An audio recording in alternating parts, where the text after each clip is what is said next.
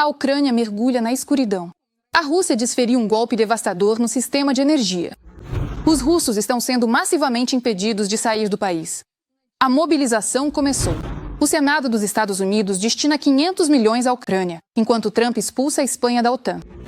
Dezenas de equipamentos queimados dos russos e montanhas de cadáveres. O SBU transformou a vida dos ocupantes em um inferno. Escândalo. A Comissão Europeia acusou Viktor Orbán de espionagem. Rebelião de trabalhadores na Rússia por falta de pagamento de salários.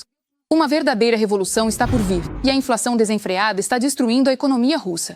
Olá, meu nome é Anastasia Dmitrovskaya. Agora mesmo, as principais notícias. Mas antes, deixe seu like neste vídeo e inscreva-se no nosso canal. Na noite de 10 de outubro, a Rússia realizou um ataque combinado massivo contra várias regiões da Ucrânia ao mesmo tempo. Sob a mira de drones e diferentes tipos de mísseis, incluindo os Kinzhal, foram atingidas instalações de infraestrutura energética e de extração de gás. É justamente a infraestrutura energética civil o principal alvo dos ataques russos antes do início da temporada de aquecimento. Contamos com a reação do G20 a essa crueldade, de todos aqueles que em seus discursos falam sobre paz, mas se abstêm de tomar medidas reais, disse Zelensky. Como se sabe, o principal alvo do inimigo foi a infraestrutura energética, enquanto, como resultado do ataque, em várias regiões da Ucrânia as pessoas ficaram sem luz e sem água.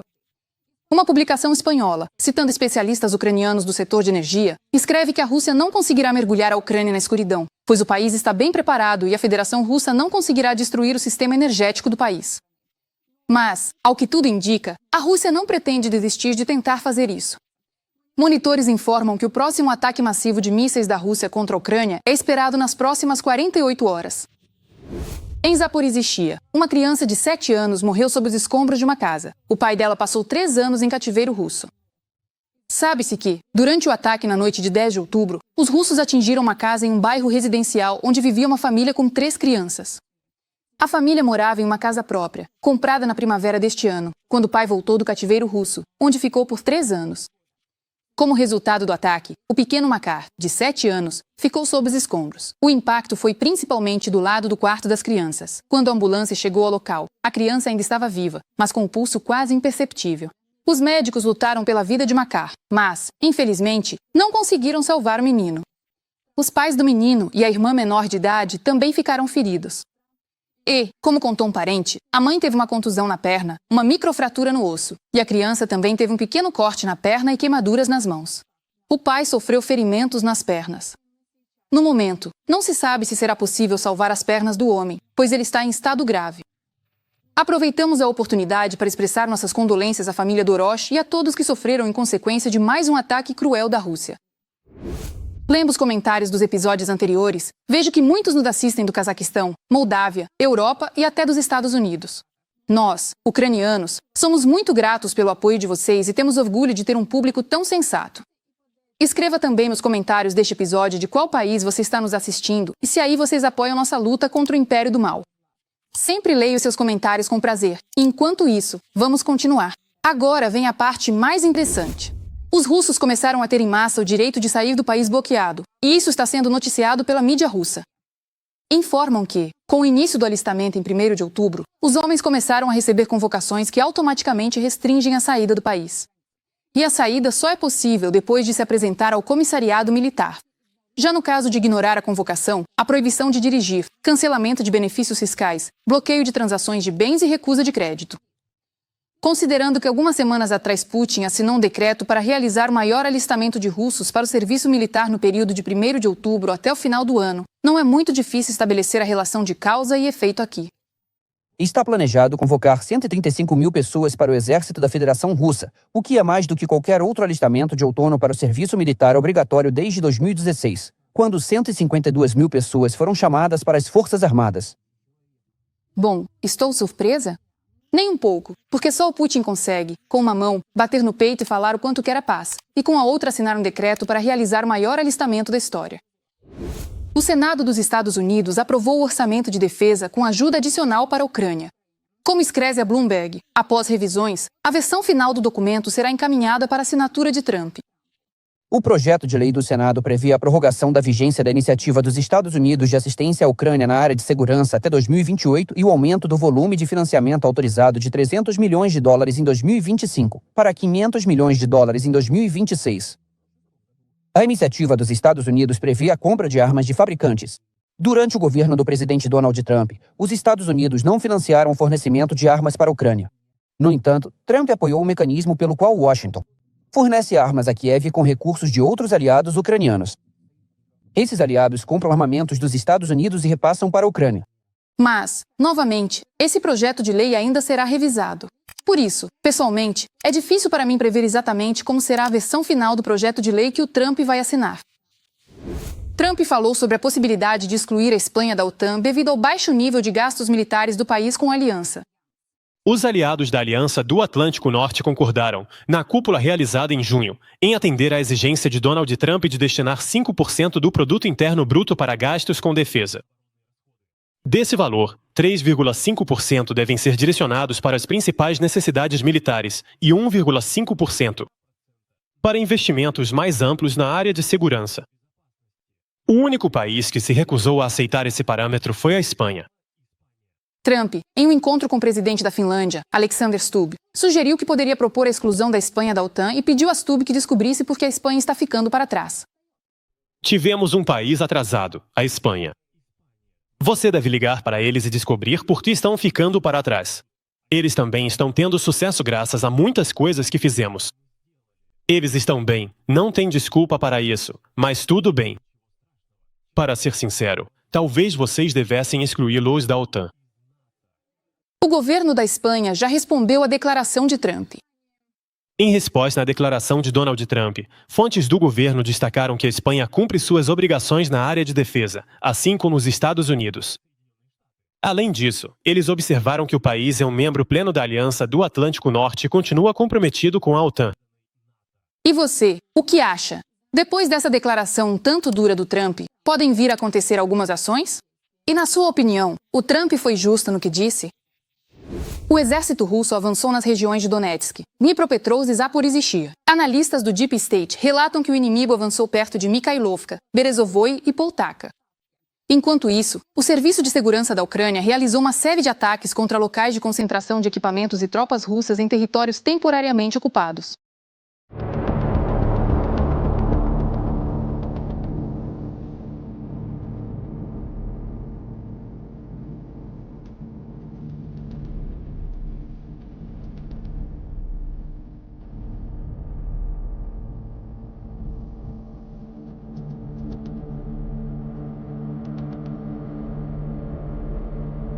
Também se sabe que o inimigo está transferindo tropas para a região de Dnipropetrovsk. E será que, às vésperas do inverno, o exército russo vai lançar uma nova ofensiva em grande escala? Mais detalhes sobre isso e muito mais na nossa análise militar. A usina de processamento de gás Lukoil Karabikovsk, na cidade de Kotovo, na Rússia, ficou fora de operação e talvez tenha seguido o mesmo destino do navio de guerra russo. Essa conclusão pode ser tirada pelo vídeo do ataque de drones a esse local na região de Volgogrado. A Rússia continua a realocação de tropas da parte sul de Pokrovsk. Foi o que afirmou o analista da Unite Observer na rede social IKC. A realocação de tropas de Pokrovsk em direção a Novopavlovka pode ser classificada como uma rotação dos ocupantes devido às grandes perdas de pessoal na direção de Pokrovsk.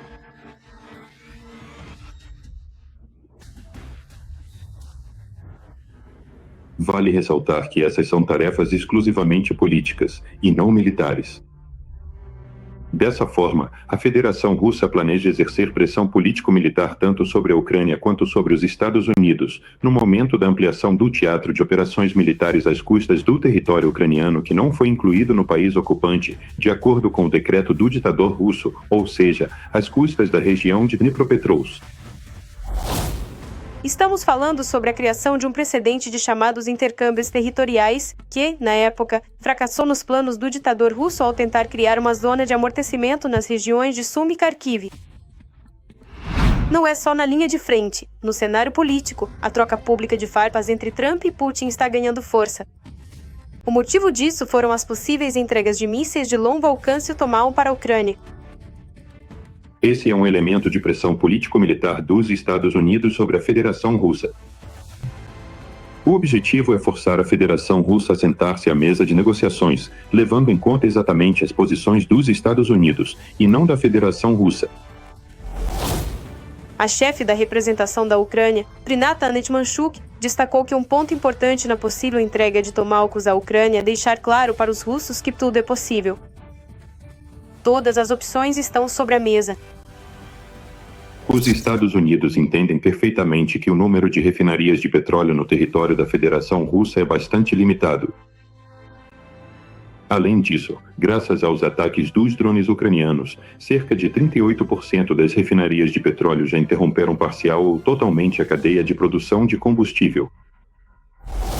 Os países da OTAN estão considerando opções de uma reação mais decisiva ao aumento das provocações por parte da Rússia contra os países da aliança, não descartando a possibilidade de uma resposta militar. É o que escreve o Financial Times. Uma das opções consideradas é o posicionamento de drones de ataque ao longo da fronteira com a Rússia e a redução das restrições para os pilotos, permitindo que eles abram fogo contra aviões russos. A Rússia pede que os Estados Unidos ajam com responsabilidade no fornecimento de mísseis Tomahawk à Ucrânia. E como é de costume entre os russos, eles ameaçam com consequências pela possível entrega para manter as aparências diante de uma situação ruim para o público interno, ou seja, para os próprios russos, que a cada ano confiam cada vez menos no regime do Kremlin. Não me canso de admirar a coragem e o heroísmo dos soldados ucranianos. Eles seguram a linha de frente e enfrentam uma horda enorme, que supera em número de forma significativa. Por isso, peço que apoiem as Forças Armadas da Ucrânia. Se não for possível ajudar financeiramente, escreva palavras de apoio para eles nos comentários. Eu sei que eles nos assistem. No Krai de Primorsk, na Rússia, muitos trabalhadores estão dormindo no trabalho por causa do não pagamento dos salários. A jornalista Ana Sharipova relatou que funcionários da usina elétrica distrital estatal estavam subindo no telhado e ameaçando pular de lá. Na região de Lauchujevsk da Federação Russa. As pessoas não recebem seus salários e, em momentos de necessidade, sobem no telhado e ameaçam pular no chão para fazer o cliente pagar.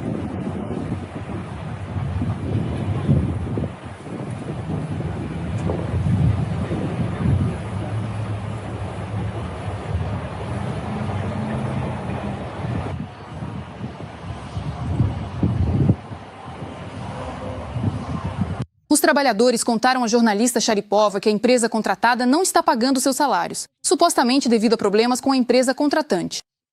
Um grande escândalo trabalhista está se desenrolando no território da usina termoelétrica de Luchegorsk.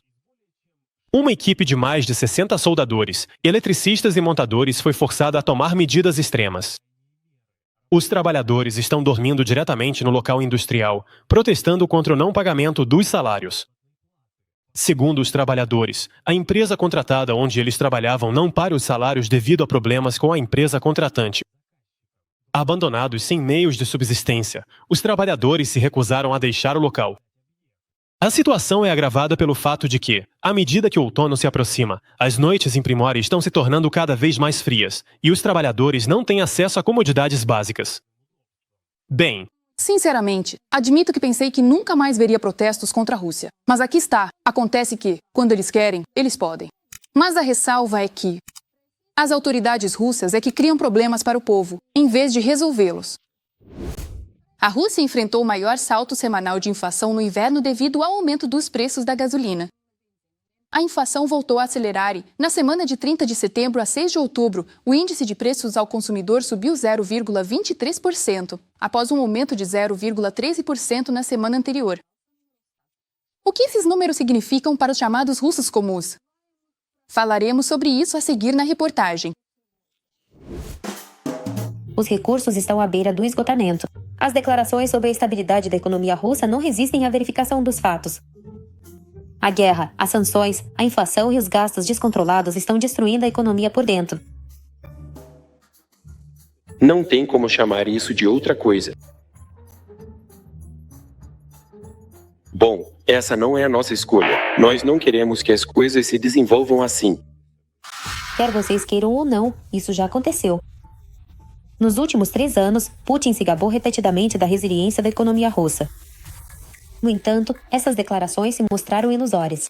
A inflação anual na Rússia ultrapassou 8% e a gasolina ficou mais de 10% mais cara. Em palavras simples, isso é o colapso da economia russa. Os indicadores estão cada vez piores. Eu já falei sobre o orçamento. Digamos assim, ele é deficitário. E se antes diziam que agora haveria um problema, mas depois não haveria mais problemas, agora já dizem, não, o problema vai durar mais 4 anos, no mínimo. E outro problema, que agora também começou a ser abordado pela imprensa russa, inclusive aquela mais voltada para negócios, que não é exatamente de oposição, mas ao mesmo tempo se posiciona dizendo: vejam, por causa desse déficit que está se formando, o governo é obrigado a pegar dinheiro emprestado. Por causa disso, o custo do serviço da dívida no próximo período, em 2026, vai superar os gastos com educação e saúde. Na semana de 30 de setembro a 6 de outubro, o índice de preços ao consumidor subiu 0,23%. A última vez que os preços subiram tão rápido foi no inverno, segundo relatou a Rússia. O principal não é um indicador de uma semana, já que todas as outras semanas têm feito o contrário, então não vale a pena prestar atenção só nessa semana. O mais importante é que, desde o início do outono, a inflação está presente toda semana. Em alguns lugares é 0,08, em outros 0,13, em outros 0,23, mas está sempre subindo. Ou seja, a época em que os preços caíam foi no verão e já acabou. Daqui para frente, provavelmente até o fim do ano, só vai ter aumento. O principal fator é o aumento dos preços dos combustíveis. A gasolina ficou 0,9% mais cara em uma semana e 10,2% desde o começo do ano. O diesel subiu 0,4%. À primeira vista, esses números podem parecer insignificantes, mas na macroeconomia são saltos enormes. Sem dúvida, o combustível agora é o principal motor da inflação. O aumento dos preços dos combustíveis provavelmente está superando os índices de inflação. Nas próximas semanas, vamos ver a inflação tentando alcançar o aumento dos preços da gasolina, porque isso realmente puxa tudo. Grandes problemas. O aumento dos preços e a queda do rublo são resultado dos ataques da Ucrânia às refinarias de petróleo, das quais a Rússia está perdendo produção de combustível e é forçada a aumentar os preços internos. Esses ataques de drones ucranianos forçaram a Rússia a mudar sua política de mercado interno de combustível. Além disso, a Rússia já proibiu a exportação de derivados de petróleo desde o início do ano. No passado, em 2024, isso trouxe 47 bilhões de dólares para a Rússia. Mas agora a Rússia é obrigada a comprar combustível. Ela está comprando da Bielorrússia. Em setembro, as importações de combustível da Bielorrússia aumentaram 4 vezes em relação, se não me engano, a agosto. Já estão rolando conversas sobre a compra de combustível da China. Só que isso não resolve. Nos postos, as filas por gasolina chegam a quilômetros.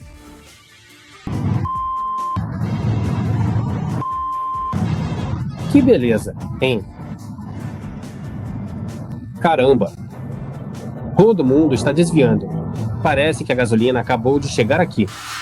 Desde o início de agosto, drones atingiram mais de 20 grandes refinarias de petróleo na Rússia, levando à crise de combustível mais grave da história do país. Consequentemente, a capacidade de produção de gasolina e diesel diminuiu e, junto com isso, também caíram as receitas para o orçamento da Rússia. A economia russa. O principal setor da economia russa é o setor de petróleo e gás. Isso inclui diretamente o petróleo e os derivados de petróleo. Como eu disse, no ano passado, em 2024, a Rússia pagou 47 bilhões de dólares em derivados de petróleo. E se voltarmos ao período anterior ao início da guerra em grande escala, esse valor era de 75 bilhões de dólares americanos. Ou seja, era isso que a Rússia ganhava. E agora a Rússia não só deixou de lucrar com isso. A Rússia está perdendo dinheiro com isso, ela é obrigada a pagar para a Bielorrússia. Ela é obrigada a pagar para a China. Algo me diz que nem a China, nem a Bielorrússia vão fornecer esse produto por, digamos assim, preços favoráveis para a Rússia. Eles vão lucrar com isso. Crises de combustível já aconteceram na Rússia antes, mas neste ano o aumento dos preços foi muito rápido. É um golpe enorme, que vai impactar toda a economia, porque a maioria dos produtos ainda é transportada por caminhão. Existe a ferrovia, mas também existem os caminhões. E quando o preço da gasolina sobe, E claro, há também trens a diesel. Então o aumento do preço do diesel afeta os custos do transporte ferroviário. Tudo isso é repassado para os preços nas prateleiras, e os preços nas prateleiras é o que forma a inflação. Economistas observam que a Rússia enfrenta uma crise típica de tempos de guerra. Crescimento dos gastos militares, déficit orçamentário, aumento dos preços dos combustíveis e dos alimentos. Os números que temos e que mostram que a meta planejada de inflação não será alcançada, que será pior, são todos dados oficiais. E eu acho que os dados reais são um pouco piores. Ou talvez eles sejam um pouco piores do que os dados oficiais russos. Por isso, essas são as realidades em que a economia russa se encontra. E repito, é isso que influencia a análise de instituições internacionais e jornalistas, como o The Economist e Bloomberg, que dizem que, economicamente, a Rússia está perdendo essa guerra. Existe uma comparação da Rússia como um homem armado. Um doente de câncer pode matar pessoas, já que tem uma arma nas mãos, mas por dentro ele está sendo destruído pelo problema. É assim que a economia está corroendo a Rússia por dentro. E a questão é quando, afinal, ela vai destruí-la completamente. Em palavras simples, o ditador do Kremlin, ao iniciar a guerra contra a Ucrânia com as próprias mãos, está destruindo seu próprio império, que mais cedo ou mais tarde certamente vai cair. Não, essa não é mais uma história sobre agentes russos em estruturas europeias. Embora, parece que aqui não passou sem a mão do Kremlin. Pois bem, em uma investigação conjunta, jornalistas alemães, belgas e húngaros descobriram que a Hungria tinha, há anos, seus próprios espiões na Comissão Europeia e até tentou recrutar funcionários das instituições da UE. Uma fonte não identificada, que trabalhava na época na Comissão Europeia, contou sobre um camarada chamado Sr. V, que, em certo momento após conhecê-lo, começou a tentar recrutá-lo para trabalhar para a inteligência estrangeira húngara. Esteve em Bruxelas em 2015 a 17, formalmente como diplomata. Segundo esta fonte, V, ele se interessava pelos assuntos internos da Comissão Europeia e por todos os tipos de rumores, e expressou ideias sobre como atrair mais húngaros para cargos importantes na UE. A informação foi confirmada aos jornalistas por fontes das mesmas estruturas europeias. Acho interessante que esta não seja a primeira investigação sobre espiões húngaros. Em 2023, as publicações belga e húngara mencionadas escreveram que os serviços secretos húngaros espionavam funcionários europeus. Considerando a gravidade e a recorrência das acusações, será criado um grupo especial na UE para investigar a espionagem da Hungria. A comissão, é claro, leva em consideração todas as informações sobre esse assunto que foram divulgadas hoje, segundo as quais o Serviço de Inteligência húngaro realizou operações de espionagem contra membros do pessoal da UE. A comissão, como sempre, leva essas acusações muito a sério e continuamos comprometidos em proteger o pessoal da comissão, as informações e as redes da comissão contra ações ilegais de coleta de dados de inteligência. Agora, isso é uma questão de segurança operacional. Por isso, não poderei comentar muito, mas posso dizer que vamos criar um grupo interno para investigar essas acusações. Assim como muitos, também nos perguntamos sobre o envolvimento da Rússia. E não se trata de saber se ela teve participação direta, mas sim de até que ponto o Kremlin colaborou com a Hungria nessa questão. E você, o que acha? Mais uma vez, o Tribunal Penal Internacional perdeu uma grande oportunidade. O Tajiquistão, sendo membro da organização, aceitou a disputa e recebeu com honras em seu território o criminoso internacional Vladimir Putin. O ditador russo viajou ao Tajiquistão pela primeira vez desde 2022. E, em vez de ser preso, Putin foi recebido por uma guarda de honra.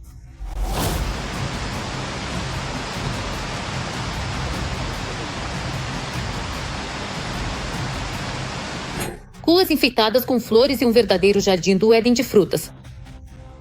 O país, que é membro do Tribunal Penal Internacional, ignorou a ordem de prisão vigente contra o ditador, permitindo não só que ele participasse de cúpulas internacionais, mas também fortalecesse sua influência na Ásia Central. Isso já era esperado. Não é a primeira vez que essa situação acontece, quando Putin viaja por vários países e princípios. Ninguém pretende prendê-lo.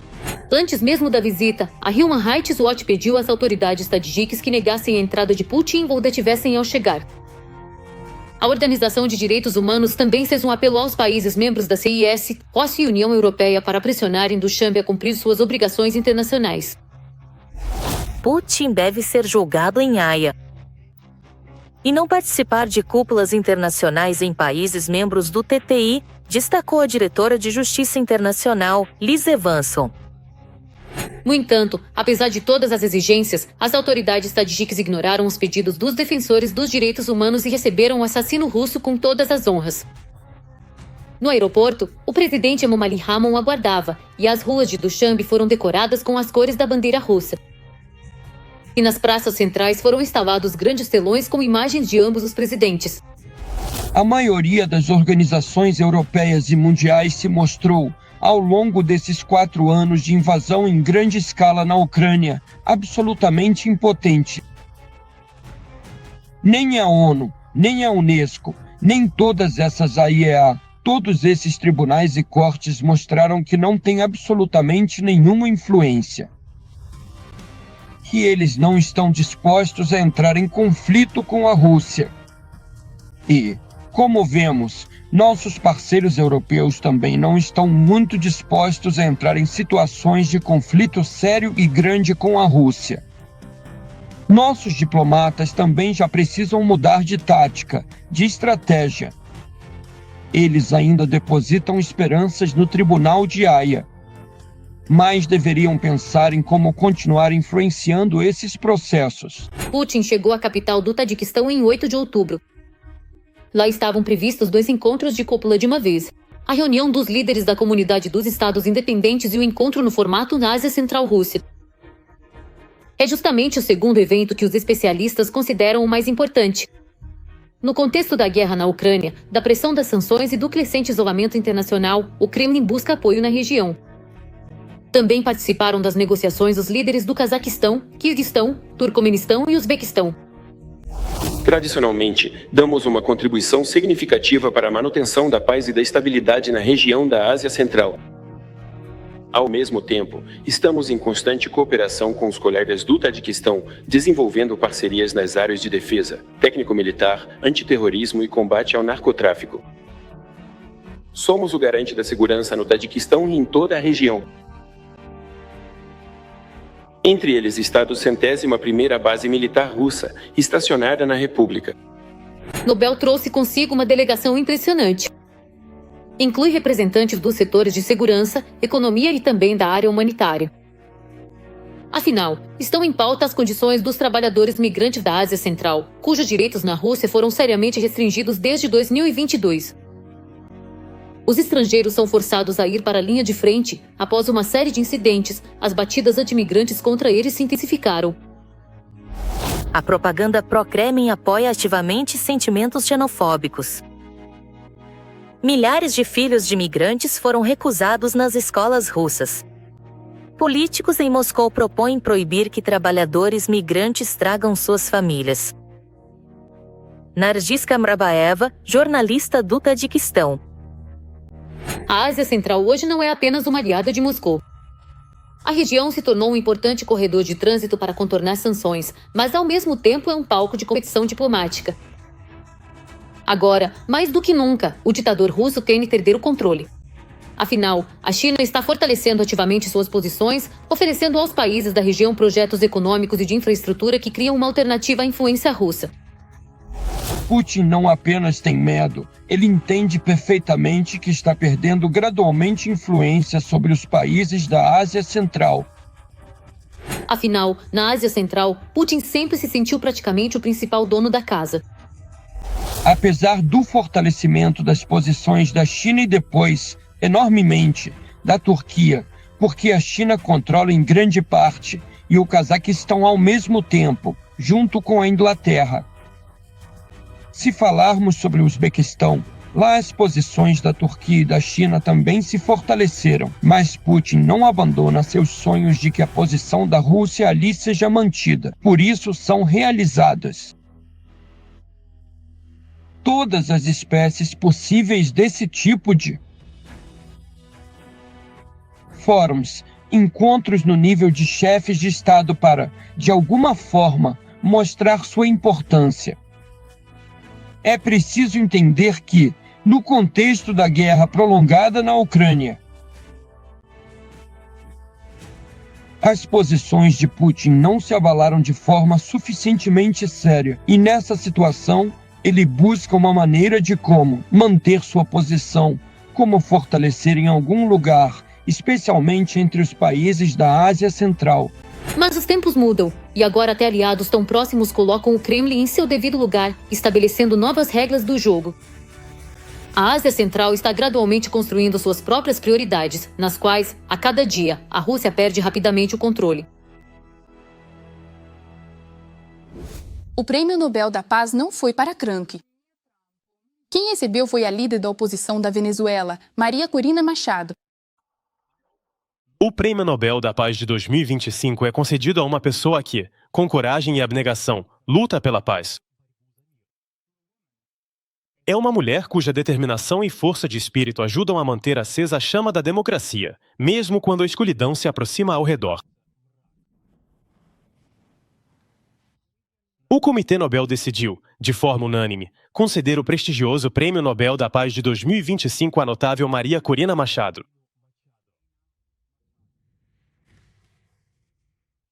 Este prêmio é um reconhecimento do seu trabalho incansável e de princípios na defesa dos direitos democráticos do povo venezuelano. Maria Corina Machado foi impedida pelo regime de Machado de participar das eleições presidenciais de 2024 e apoiou o candidato alternativo Edmundo González Urrutia. No entanto, as autoridades fraudaram as eleições e declararam o ditador Machado como vencedor. Após sua posse em 10 de janeiro de 2025, a oposição levou seus apoiadores a protestos em massa na Venezuela. Aliás, Donald Trump na época apoiou os manifestantes e Machado, mas voltando ao tema do Prêmio Nobel da Paz, vale destacar que Trump articulou de forma bastante ativa o desejo de receber esse prêmio. O presidente dos Estados Unidos declarou repetidamente que encerrou pelo menos 7 guerras. Nós resolvemos 7 guerras. Estamos perto de resolver a 8ª. Acho que, no final das contas, vamos resolver a situação com a Rússia. Vale ressaltar também que, anteriormente, a mídia noticiou que a Noruega, responsável por conceder o Prêmio Nobel da Paz, temia receber altas tarifas dos Estados Unidos caso o comitê do país não concedesse o tão desejado prêmio a Krank. A Casa Branca já reagiu ao fato de que o prêmio não foi para Krank. O diretor de comunicação da Casa Branca, Steven Schund, declarou que, dessa forma, o Comitê Nobel provou que coloca a política acima da paz. O presidente Trump vai continuar firmando acordos de paz, encerrando guerras e salvando vidas. Ele tem um coração humanitário, e nunca haverá ninguém que, como ele, consiga mover montanhas apenas com a força de vontade. Quanto à reação de Trump ao fato de que Machado recebeu o prêmio, ainda não houve nenhuma reação. E, sinceramente, prever essa reação é bastante difícil, já que tudo relacionado a Trump é difícil de prever. O que você achou das nossas notícias? Escreva para a gente o que devemos mudar para nos tornarmos melhores. Com certeza vamos levar isso em consideração. Enquanto isso, deixe um like neste vídeo para apoiar o que estamos fazendo. E não se esqueça de se inscrever no nosso canal Ucrânia Hoje para não perder os próximos episódios. Até a próxima!